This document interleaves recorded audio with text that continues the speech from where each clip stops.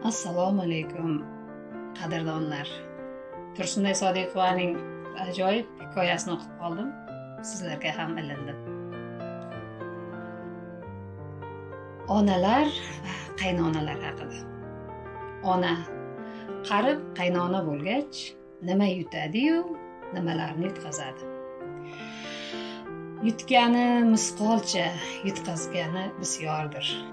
Keling, uning yutqazishlarini erinmay sanab beraylik. Qaynona kelinli bo'lguncha umrini sarfladi, husnini sarfladi. Igna kirib, igna chiqdi, ter to'kdi.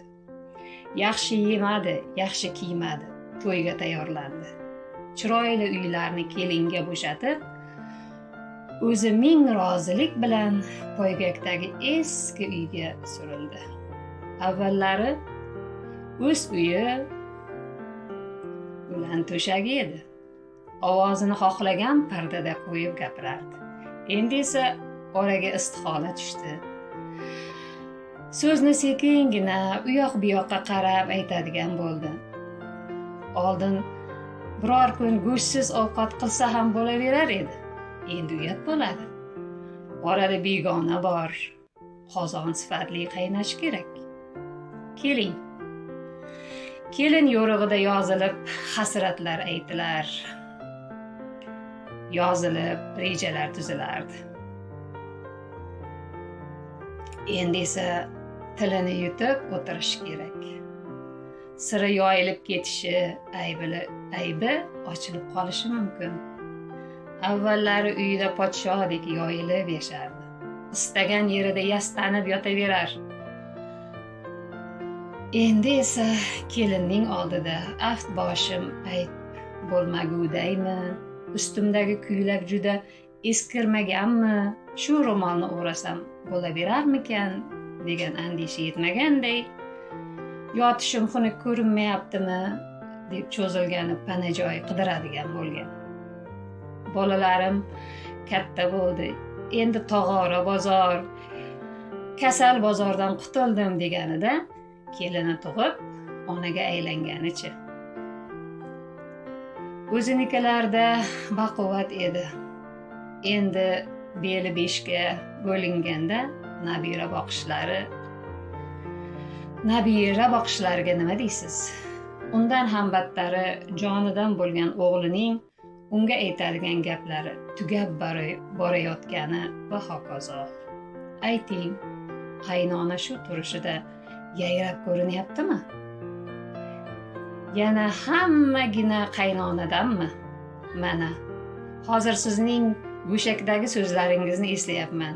Axir opajon, yoshlar ham yayrashsin, qaynonalar ularning yaxshi yashashiga xalaqit bermasin-da, dedingiz. Bolajonim, aytingchi, kim ko'proq yashash imtiyoziga ega? Qaynonalarmi yoki yoshlar?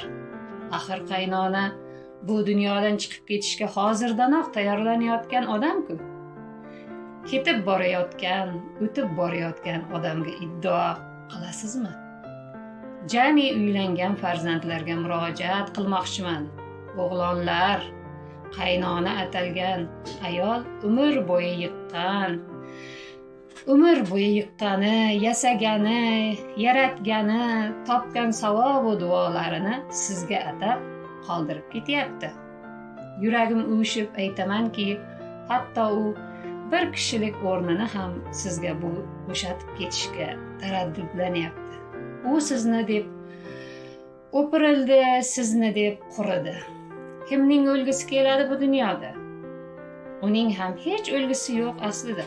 Ammo quvvatim ketib, yordamim tugaganda, bolamning xarajatlari ko'payganda topganini yeb yotaveramanmi deb ham ketishga chog'lanib qolarkan u. Unga yaxshilab qarang. Ozgina ish qilsa hansirab qolyapti. Ketib borayotganining ishorasi shu. Peshonasidagi ajin emas, uni yetaklab ketayotgan yo'llaridir aslida. Uning kam gapirib, kam yeganidan xavotir oling. Bu uning bu dunyolik so'zlarini aytib bo'ldim, yeydiganimni yeb bo'ldim deb hayot dasturxonidan qo'l artib turishlaridir. Ko'rishganda ham, xayrlashganda ham yig'laydigan bo'lib qolgan. Bu vidolarning boshlanishidir. O'tib ketgan otasini gapiraverishi, onasini sog'inaverishidan hushyor bo'ling. Ularning yoniga talpinyapti u.